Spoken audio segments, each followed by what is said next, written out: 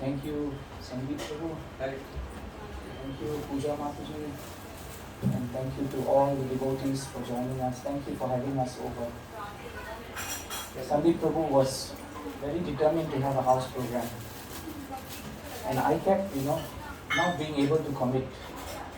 But somehow I think he's transcendently quite stubborn.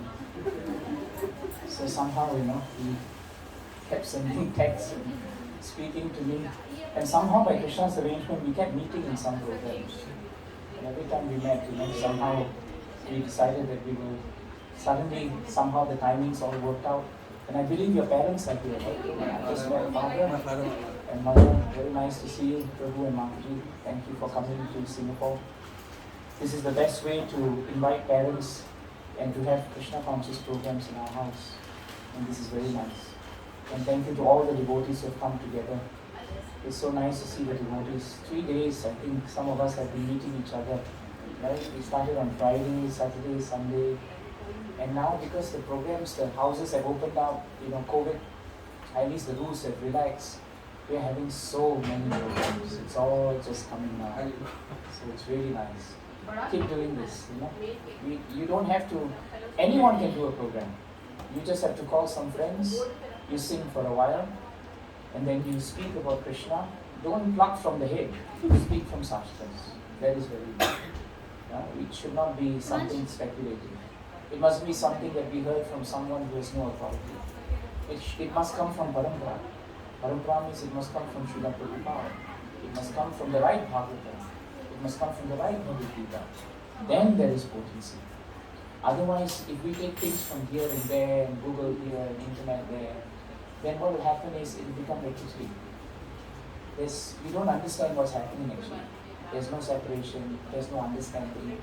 And most important of all, if we want to conduct programs, then we ourselves should be practicing.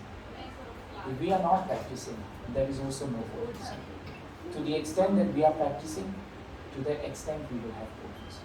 This is very important. This week that just passed was a very important week because so many important events in our Vaishnava calendar was there. One event that I remember very much is actually the pastime of Vamandev.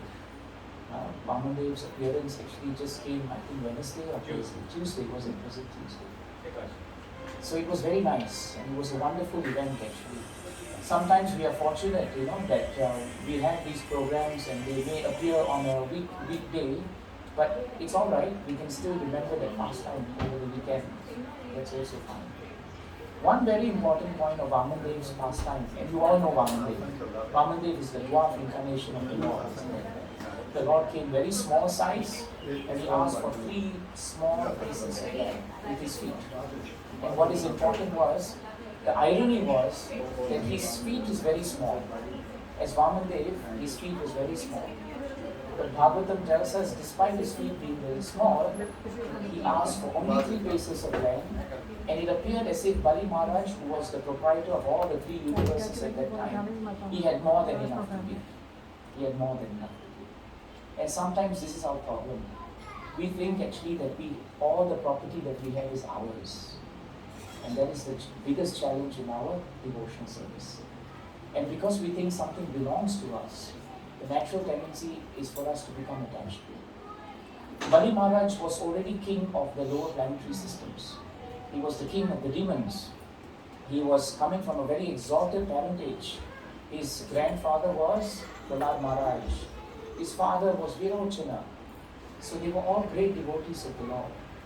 Do you know Virochana was such a great devotee of the Lord that when the Devatas, asked him for a boon that was akin to giving his life, he was prepared to give his life to the Devatas. That's how powerful he was. Prahlad Maharaj, what should we say? There's nothing for us to say about Prahlad Maharaj except that he is purity personified, one of the greatest of all devotees of the Lord. Coming from such an exalted lineage, Bali Maharaj was blessed.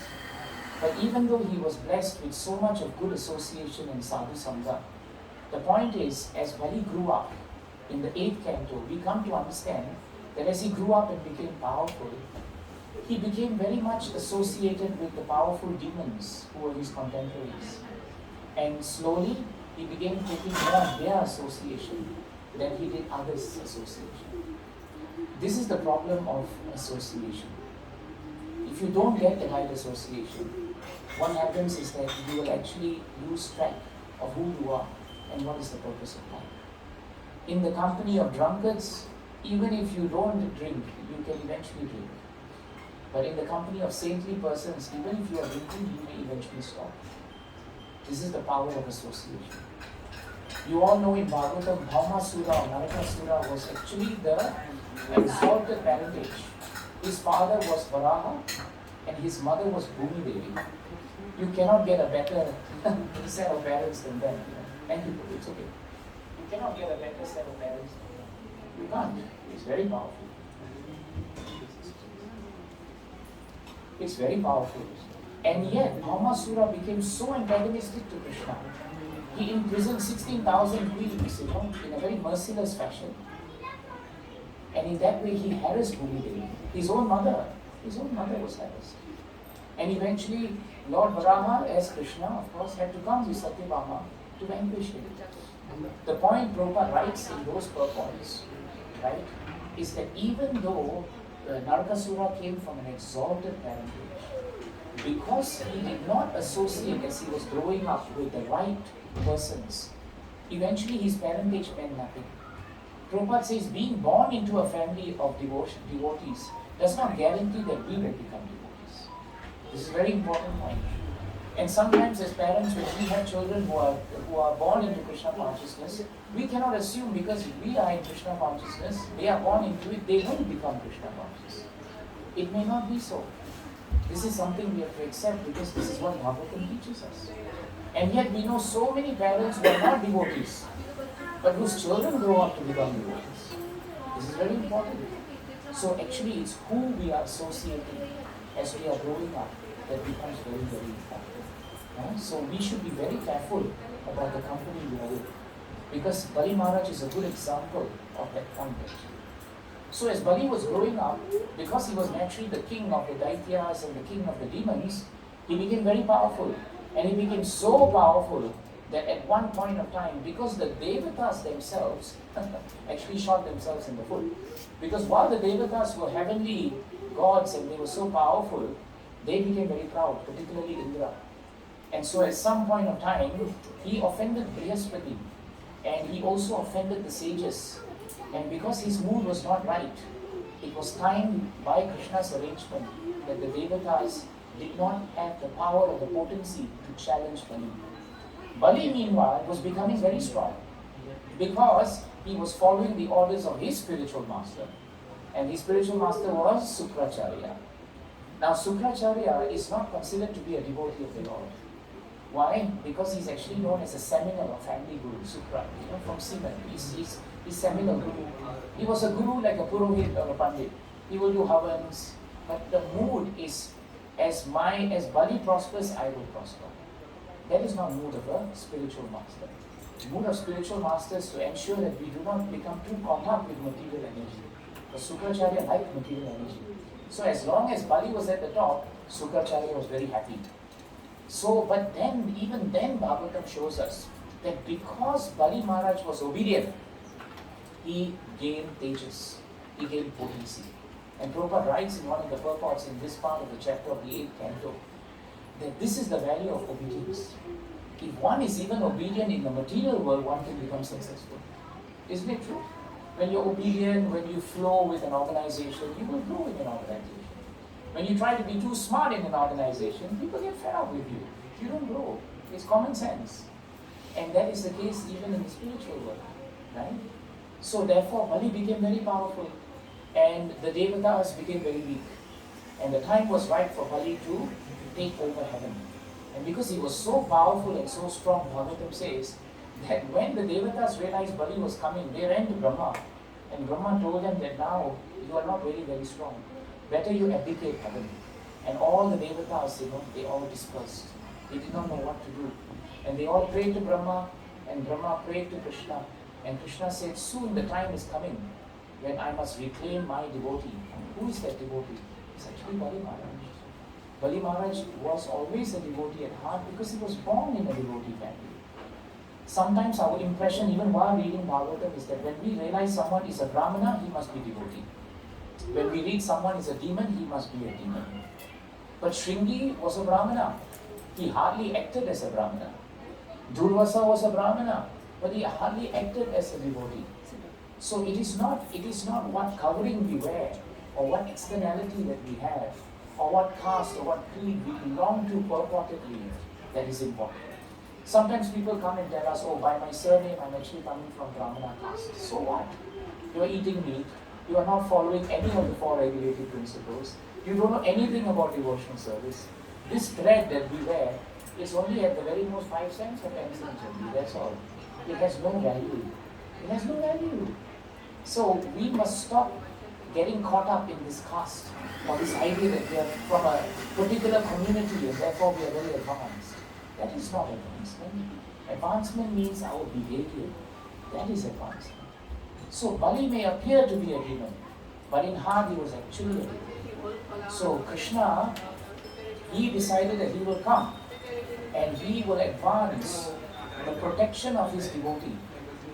Even though the Devatas prayed and they thought that Krishna was going to come to actually save the Devatas, the principal reason why Krishna came as Vamandev is to actually save Bali Maharaj. That is very important. We must not forget that. The Devatas by nature, their devotional service is always mixed. So anytime Krishna saves them, it's actually because they wanted some material benefit and they have lost it. When Krishna came to save them in the churning of the Milk Ocean, right, it was because they wanted Amrit. When Krishna came to save them from Vritasur, it was because they wanted to reclaim heaven. They never wanted love of Godhead. So actually Krishna came as Vamandev to reclaim and protect his devotee Bali Maharaj. Because Bali Maharaj's devotion is very exalted. This is a very important pastime. Because this is one of those unique pastimes in Bhagavatam where a devotee is a devotee. But because of bad association, he has forgotten that he has devotional service in his heart. But Krishna never forsakes a single living entity, what to speak of a devotee. And do not forget, this is also a very important pastime because Krishna saved Bali Maharaj because he was the grandson of Prahlad Maharaj. Bhaktai Bhakta Janapriyaha. This is a nice verse from 9.458 of Srimad Bhagavatam. It is very nice. Aham Bhakta Paradino Hi Aswatantra Iva Dvija Sadhu Bhi Grasta Hridayo Bhaktai Bhakta Janapriyaha. Krishna tells Durvasa Muni that my devotees are so powerful that I'm not independent. I'm completely dependent on them. Krishna is Swaraj, and yet he says that he's dependent on his devotees. And then he says, what to speak of my great devotees? Even devotees of my devotees, they are also very dear to me. So Bali Maharaj was born into devotee family. And therefore the benediction of being born, right, in a dynasty of pure devotees is that somehow or another, Krishna will protect our devotion service. So Bali grew up as a devotee, forgot he was a devotee, and then he became the ruler of all the 3 worlds, all the planetary systems. And in that way, Bali Maharaj became a little bit proud. Bhagavatam says he became a bit proud. As he sat on Indra's heavenly kingdom, the throne is very nice. He thought, I am now the Lord of all that I survey. And therefore at that point of time, Aditi became very upset. Aditi thought, all my sons have been dispersed because of Bali. I can't take it. And so she prayed very hard. And so on an auspicious day, Vamandev arrived as the son of Aditi and Kashyap. And when he came, it was such an auspicious appearance because all the Devatas, they all came and they all gave him beautiful implements. They gave him the kusha grass for him to sit, the kamandalu from Brahma. Surya came and gave him nice clothing. Like this, everyone gave something. And when Vamandev appeared in this world, he did not appear as a baby. He appeared immediately in the form of a dwarf child. After coming as Lord Vishnu, immediately he became what we know as the dwarf incarnation of the Lord. He had a little umbrella, he had the kamandalu, and then his head was very nicely shaven as a beautiful Brahmana, and he came. Now at that point of time, after he had come, being very pleased and bestowing benedictions on everybody, he started walking to the fire sacrifice, a very auspicious sacrifice that Bali Maharaj was actually going to do. Now Bali Maharaj had assembled a very powerful fire sacrifice, and there Vamandev appeared. When Vamandev appeared, Bhagavatam tells us, because he was so effulgent, all the people assembled, the demons and all, they thought Surya Bhagavan himself had come down. Because only Surya is so effulgent. But after looking past the glaring effulgence, Bali saw there was a very small Brahmana boy walking very slowly. Why slowly? Because the steps are very small. So it takes a bit of time. So when he came up to there, right, Bali received him very nicely. Bali and his wife, Vindhya Bali, they received Krishna as Vamandev very wonderfully. And they put him on a nice seated throne. There they washed his leg. And after washing his leg, they took the water from the lake, from his leg, and they put it on their head. Now this is very important, Acharyas tell us, because the starting point of the purification of Bali started at this point. Even though Bali Maharaj was so powerful, so proud of who he was, yet when he saw a Brahmana coming to him, he knew how to behave in life. He had the requisite humility to bow before a Brahmana. He took the water from the Brahmana, but unknown to him it was Krishna's water. It was Krishna's prasad. And the moment it touched his head, the purification of Bali Maharaj's heart started. That's why when we approach great souls, we take water from their feet, we take maha from their plate. We cannot underestimate this. We cannot underestimate this because this is very, very powerful. I think that door has to close. Because while they have work to do, we also have work to do. Right? This work is very important. So then Bali decided that he would wash the feet, and then he said, "Oh Brahmana, I offer you my hearty welcome, and I am very happy that you have come. We feel that you are personified austerity because you are Brahmana, and that is why you have come. Today the fire of the sacrifice is ablaze. Everything has become auspicious because you are here. Now you have appeared to have come because you are asking for something. So there must be a reason why you are coming. So tell me, Brahmana, why you are coming. And whatever that you want, I am ready to give you. I can give you land, I can give you wife, I can give you prosperous villages, I can give you a horse, I can give you anything you want. You just take it." And the moment he said that, Bali became silent. Now Bhagavatam Prabhupada writes at that point of time, when Bali was saying, "I can give you all of this," right? Bali was feeling a little bit proud. Because he was trying to tell the Brahmana, yes, you have come for some charity, but don't worry, you have gone other places, the list is not so long. But in this place, I can give you anything. Because Bali seriously thought that he owned the world. And it's very easy, when your bank balance grows, right, it's very easy for us to think we are really at the top of our game, isn't it? It's like that. It's how it is, you see, in anything. Supposing you sing very nicely, you think you are the best singer. If you give class nicely, you think you are the best class giver. It doesn't have to be only material money in the bank. Even in devotional service, if I cook very nicely, I will start thinking I am the best cook in the world. If I decorate something very nicely, I think nobody decorates nicely. This is how we are. So Bhagavatam is very practical. Bali Maharaj is not just a devotee, but he represents a lot of what we feel actually in our lives. We feel all these things. And so he became quiet, thinking that Vamandev will become overwhelmed by the great opulence of Bali.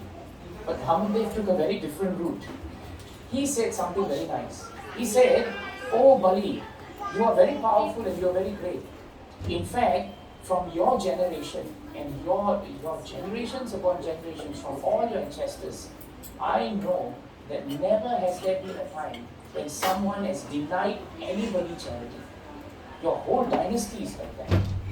Of course, his dynasty also has Hiranyaksha and Hiranyakashipu. Let's not forget that. But now, Vamandev addresses that. Vamandev says, you came from the most powerful great-great-grandfather, Hiranyaksha. He was so powerful that he fought the Supreme Lord toe to toe, nail to nail, head to head. And in fact, at the end of that battle, when the Lord thought about his fight with Hiranyaksha, he felt very victorious because he had had a good battle. You see one thing about Vamandev and one thing about Krishna. Krishna never condemns anyone in Bhagavatam. Hardly he condemns anyone. No one. Even though indirectly he's telling Vamandev, actually Hiranyaksha is also your ancestor, so you have to be very careful with your association. And he was very powerful, but he could see something great. A great personality, a noble person, Bhagavatam tells us, is someone who can take the best qualities from a person and ignore the worst qualities. That is a noble person. This is in the purport of the famous verse of Aho Bakila. In that purport, right? Shukadeva Goswami sings the glories of Krishna's mercy on how he gave Putana, the position of Datri, nurse, even though she came to kill him. Why? Because she just pretended to be a nurse. And because she came in the mood of pretended motherhood. But that was enough for Krishna. We are sometimes so judgmental of people that we cannot see anything good in them. Krishna, he came. He praised Bali Maharaj's lineage. He even found nice reason to praise Hiranyaksha. Then he said, Hiranyakashipu was so powerful. That's another Chester of yours, the original terrorist of the material universe. And he was so powerful that when he heard Hiranyaksha had died, he wanted to kill Vishnu. And Vamandev said he went everywhere looking for Vishnu. And Vamandev says, Lord Vishnu became anxious that Hiranyakashipu was looking for him. And he decided, I should actually hide myself. Very interesting, right? That Lord Vishnu decided, let me hide myself. So where did he hide? He went into the heart of Hiranyakashipu. And Hiranyakashipu looked for Krishna everywhere, but forgot to look for him inside. It's a beautiful point. The demons look for Krishna everywhere, except inside. They don't realize that Krishna is in the heart. You see. So when Krishna wants to hide from demons, very simple. He just stays in their heart as super soul, and they will never find out because they refuse to accept Krishna as super soul in their hearts. You see. So like that, he was praising Vamandev very much. I mean, he was praising Bali Maharaj very much. And finally, he said, Your father Virochana was a great devotee. What to speak of your grandfather Prahlad Maharaj? So out of all this, you have observed the good principles of your forefathers, and therefore I am very, very, very happy with you. Now I only have come and I am going to ask you for one thing. And the one thing I will ask you is 3 paces of land. Not your shoe size, not somebody else's shoe size, but my foot size. My 3 paces of land. So Bali Maharaj heard all this. And he said, your instructions and the way you speak are that of learned personalities. But I now understand from what you have asked that you are just a boy. Your intelligence is insufficient. It's not very developed. You are not very prudent in regard to your self-interest. Now this is a very important point. A devotee is not prudent in regard to his own self-interest. Why? Because the devotee has full faith that Krishna will protect him. That's why devotees can take up austerity. That's why devotees stretch. That's why devotees don't want a cushy life. Because they know that Krishna will protect us. This is the mood of a devotee. But Bali Maharaj had forgotten that. So that's why he said that you don't really take care of yourself. Huh? This is not very good. No, you're not planning long term. Because your 3 paces of land, what will you have? You have nothing. I can give you an entire island, he said. I can give you I am the proprietor of 3 divisions of the universe. And you're asking me for 3 paces of land? Therefore, you're not very intelligent. And let me tell you one thing, oh little boy. One who begs something should not have to ask anything anymore any other time. This is Bali Maharaj's motto. If you came to me and I give you something, you will never have to beg for the rest of your life. Actually, it's good to meet such persons. Right? Especially if we want a property for Jagannath, if you want a nice center and temple, we should meet someone who speaks to us like that. But today, nobody will do that. Because nobody is a proprietor of everything. So Bali said that and he stopped. And then Vamandev said something very nice. Yavanto Vishaya Preshtas Tri Lokam Ajintendriyam Na Sapnuvanti Te Sarve Bhakti Purayitam Nipaha. And this is a very important verse. It comes in the 8th canto, 19th chapter, 21st shloka. 8, 19, 21. These 3-4 verses that come there are very important for us because they teach us about self-satisfaction. So Vamandev is telling, my dear king, the entirety of the entire 3 worlds cannot satisfy one's senses when that person's senses are not controlled. Very important one. When your senses are not controlled, nothing anyone gives you or nothing that you have will satisfy you. That's the point he said. And Prabhupada in that purport says very nicely that until you control your senses, you will never be satisfied with the smallest or the largest of things. You will never be satisfied with any situation.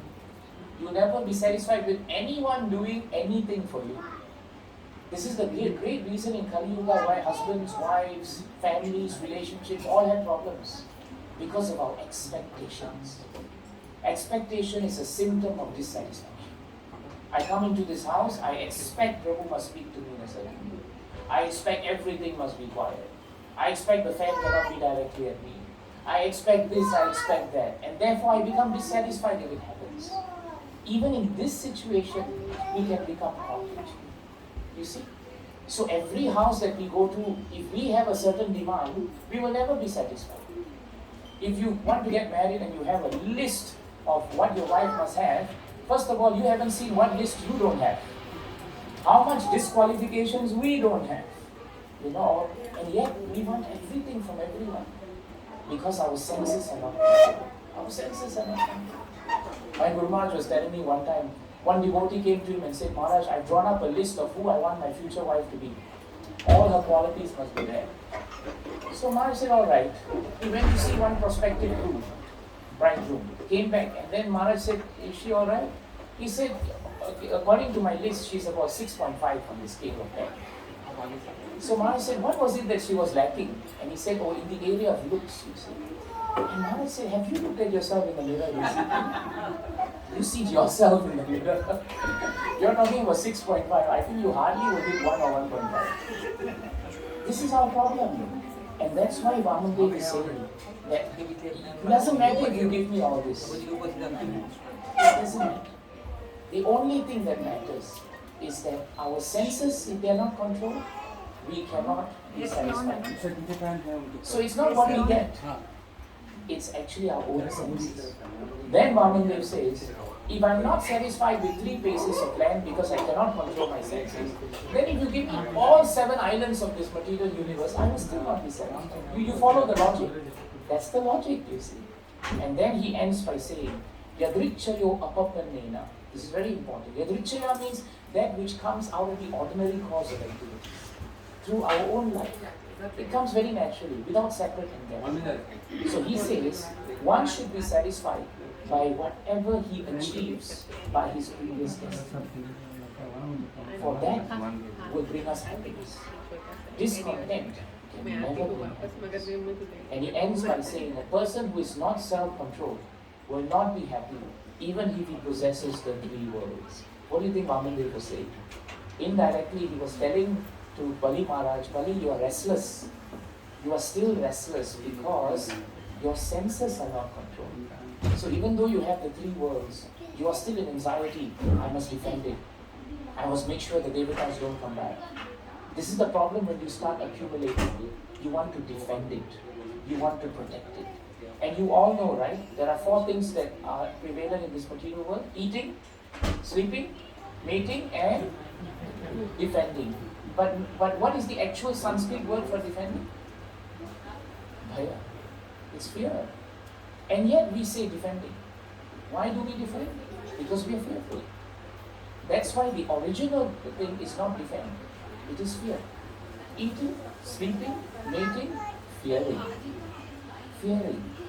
In one of the purpose, Prabhupada actually uses the word fearing. He doesn't use the word defending.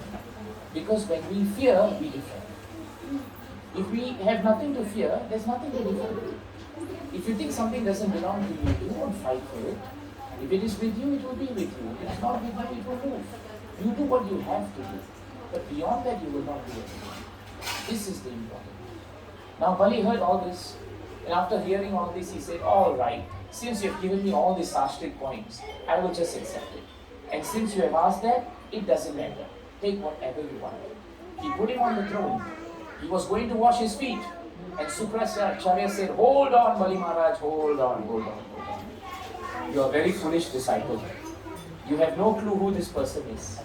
This person is none other than your sworn enemy Vishnu. And he has come to reclaim all that you have from who? From you to Indra. That's why he has come. He has said only 3 paces of land, but knowing Vishnu, these paces of land will wipe out whatever you have. And you'll be left with nothing. In fact, Sukracharya is so powerful In the shlokas he says, the Lord will take 2 paces of land and he won't know where to put his third. He actually predicts. He predicts. He says he will take 2 steps of land. He'll cover the first, this whole region of earth. Second, he will cover all the way up to Tapaloka. Third, where is he going to put? That's what he asks. So then he says, stop it. Don't give him what he wants. Walk away from this. Walk away from this. Deny him. Prabhupada writes in the purport, Sukracharya was very worried. Because if Bali loses everything, where will Sukracharya be? He'll be on the street. If your boss becomes unemployed, you're in trouble, isn't it? So therefore, you have to make sure your boss is solvent, not insolvent. So Sukracharya was not talking about Bali's own welfare. He was talking about his welfare. So you see, Vamandev did not come to take something from Bali. Because Vamandev was everything. Krishna doesn't come to take anything from us, Prabhu's Mataji. Krishna comes to give us something. But Sukracharya and people with material motive, they can never give us anything. Because all they want is actually they want to take from us. That's why if we are devotees, we should have the mood that whenever we are doing anything for anyone, we are not taking from them. We must add value to others' lives. Adding value means giving service. We should not take service from anyone.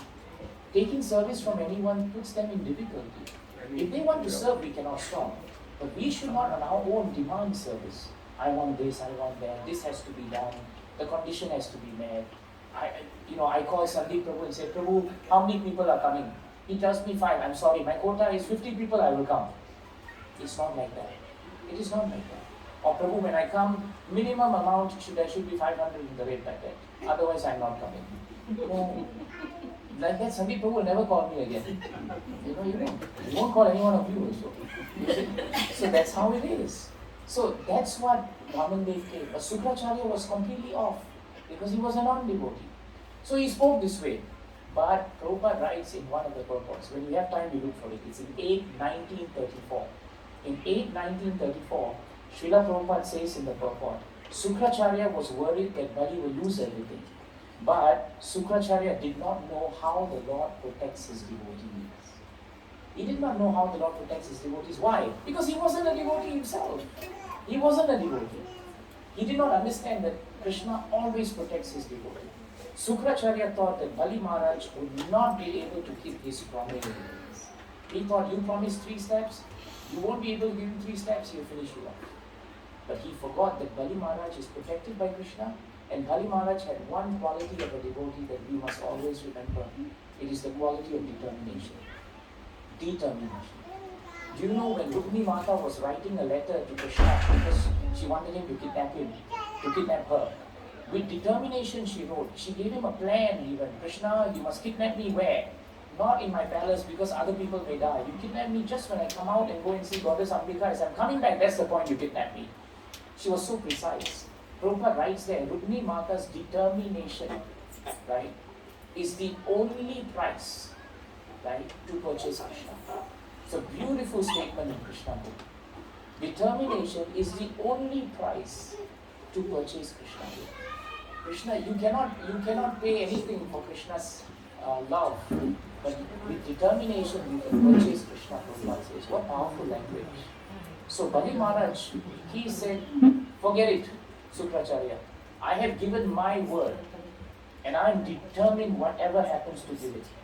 Even if it means I will lose my life and I will lose my possessions, if all the 3 worlds I have to lose, but I have to fulfill my word to this Brahmana, even if he's the enemy, I will do it. That is unconditional devotional service. In that moment of time, when Bali Maharaj spoke this to Sukracharya, his determination purified his consciousness.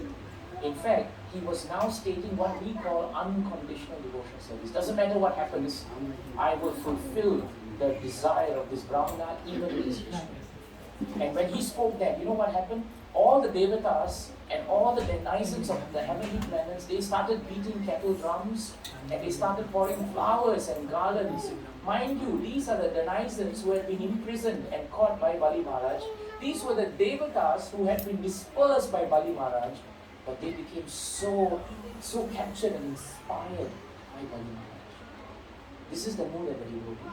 A devotee is so pure in their heart that even people who don't like them or envious of them, they cannot help but admire, and they cannot help but become swayed by that devotee.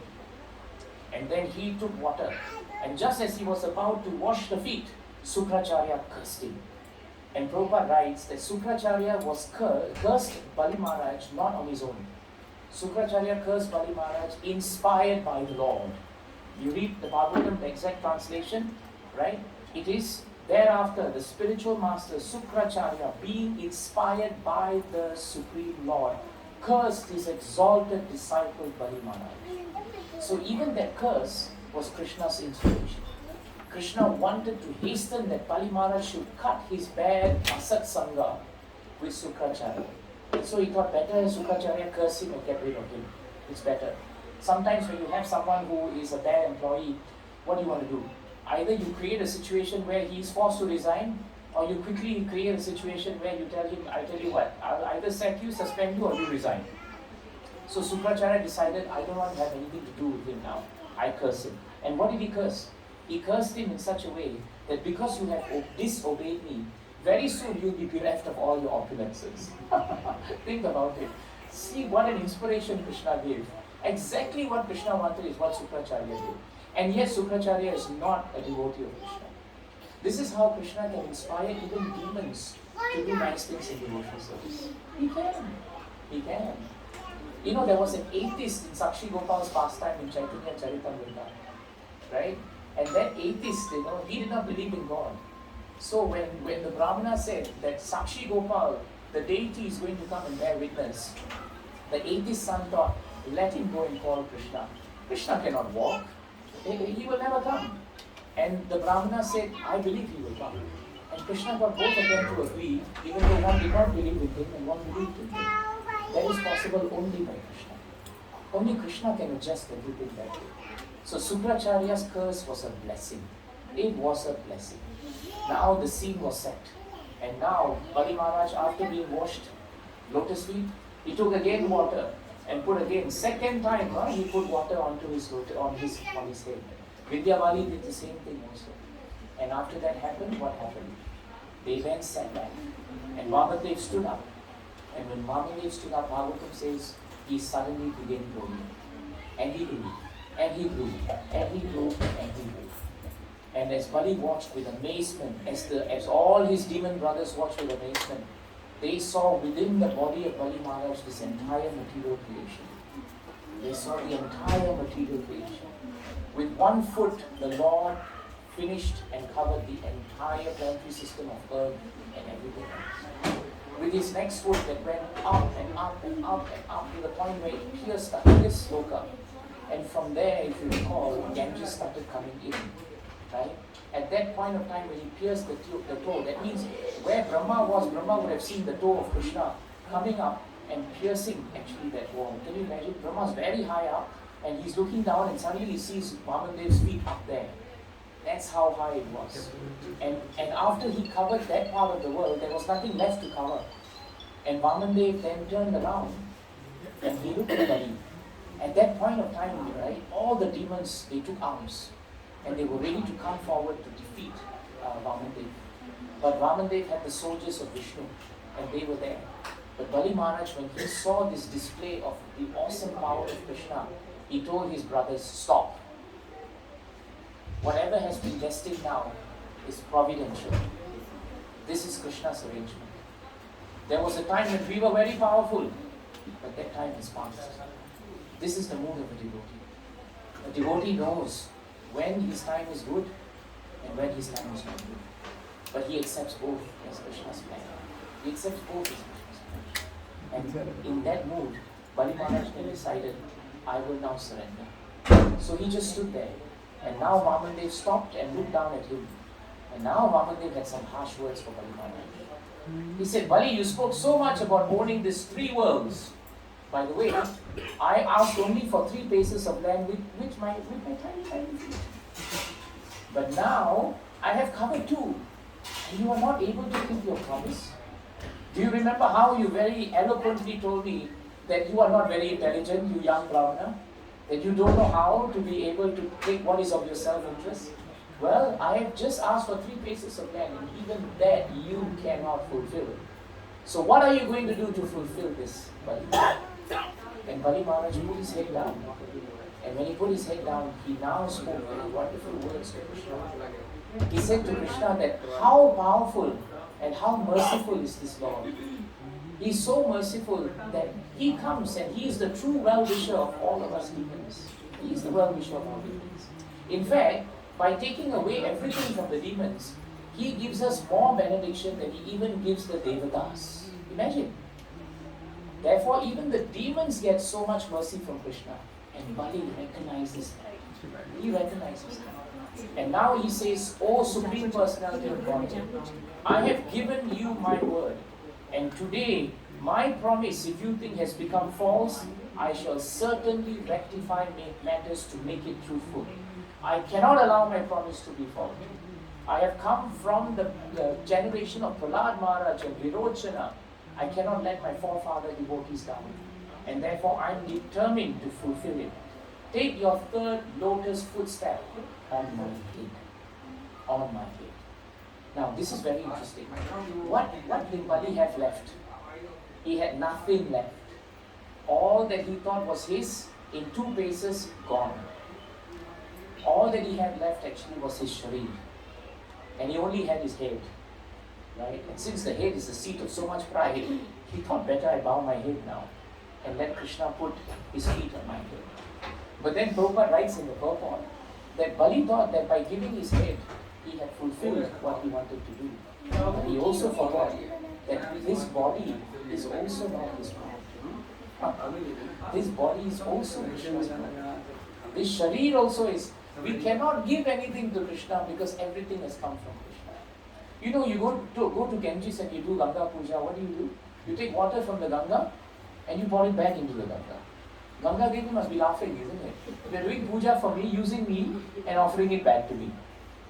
Parents, when your children are young, they want to buy you a birthday present, where do you think they get the money from? They get it from you, right? They go down, they buy something, they come up and they give it to you like a grand present, forgetting that without the money they could never buy it for you. But do you react in an angry manner? No. In fact, you are so touched that your child has used your money to buy you a present. Why? Because you see the action. You see the devotional attitude of the child. You don't see that, the child is he's just using my money to come back to me. You don't see it that way. So Krishna doesn't see things that way. When whatever we have, we give it back to him, even though it doesn't belong to us. So Krishna gave the benediction when Bali decided that he will offer his head. And he was in a very difficult situation, because the moment Vamandev had asked him 2 paces of land, where's the 3rd? He had called Vasuki to tie Bali Maharaj like a common prisoner. He was tied, He looked like a common prisoner. He had lost his luster, Bhagavatam said, but not his determination. He had lost his luster, but not his determination. Very important one. And his determination is the only price to purchase Krishna. And that determination melted the heart of Vamandev. And Bali Maharaj now was told by Vamandev, I now give you the benediction that you will now go to the planet Sutala. Many years later, in the next Manu that comes, right, in the Manu known as Subarni, you will become the ruler of the heavenly planets. You will. Now you just see, Bali didn't lose anything. He had to now abdicate his throne to Indra. But Vamandev told him, you will come back. In the time of the Manu known as Subarni, you will become the Indra. But in the meantime, you don't have to hang around here. Go to Sutala. There I will give you opulence which is even greater than heaven. I personally will be there. And I will take care of you. And in a separate prayer from the 8th canto, in the 5th chapter, in the 5th canto, right, the residents of Sutala, they pray. There is one shloka where Vamandev says, the residents say that Vamandev resides in Sutala personally to protect Bali Maharaj. And that he will kick anyone, you notice it's always feet with Vamandev. He will kick anyone who comes into Sutala trying to threaten Bali Maharaj. Can you imagine that? You have to cross-reference the 8th canto with the 5th canto to appreciate this point. But it's there. It's there. That is the extent to which Vamandev protected Bali Maharaj. And so So Bali Maharaj ends his pastime by singing a beautiful prayer. It's from the 8th canto, 23rd chapter, 2nd shloka. Aho pranamaya krita samudyama prapanna bhaktartha vidau samahita yallokapalais tvat anugraho marai alabdra purvo pashade sura arbitaha. In this shloka, Vamandev is singing to Krishna. He says, Bali Maharaj is praying to Vamandev. What a wonderful effect there is in even attempting to offer respectful obeisances to the Supreme Personality of God. He was tied, he couldn't offer, and he was in an awkward situation. So Prabhupada explains that the only way he could offer was with his mind. And Prabhupada writes that even though he could only offer with his mind, Krishna accepts not the external service of a devotee, but the internal attitude. That's why Krishna in this pastime is not only known as Vamandev, he is known as Baba Grahi Janardana. That is another name for Krishna in Vamandev pastime. One who takes only the essence of the devotional attitude of the devotee. Jai Grantaraj Srimad Bhagavatam. Jai Srila Prabhupada. Jai Srila Gurudev. Jai Gaura. So we can hear and understand from Vamandev that even though he was not a sadhana siddha means you perfect your spiritual life by performing wonderful sadhana. But he's considered in Shastras to be a kripa siddha. A kripa siddha is one who gets the mercy of the devotees. So where did he get this mercy? He got this mercy because at the point when he was tied, at the point in between when he was going to be chastised, Brahmaji came and spoke on behalf of Bali Maharaj. Prahlad Maharaj came and spoke on behalf of Bali Maharaj. Vindhyavali, his wife came and spoke on behalf of Bali Maharaj. And they are all exalted devotees. Bhaktaya Bhakta Jana Priya. So you see, on our own, our determination may be strong, but by the mercy of devotees, that determination is carried on the boat of the mercy. So this pastime is a very nuanced and very deep pastime. So many different layers of devotional service we can learn. And I'm not even going into the details, it's just the framework. But so much is there. This is what Bhagavatam is about. And this is why we are remembering Vamandev. Are there any questions, any comments, any realizations?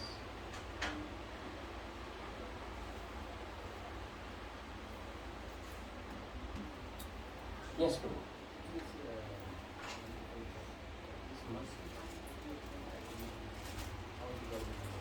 He got the mercy because Prahlad Maharaj prayed very hard to Vamandev to excuse him. Brahmaji prayed very hard to excuse him. His wife also prayed very hard, and she's a devotee. Just like, Kalia was demon number 1, but his wives, the Nagapatnis, they were great devotees. Because of their prayers, finally, Krishna actually chastised Kalia. He did not kill him. Otherwise, all other demons he killed. But Kalia he chastised. Because of it.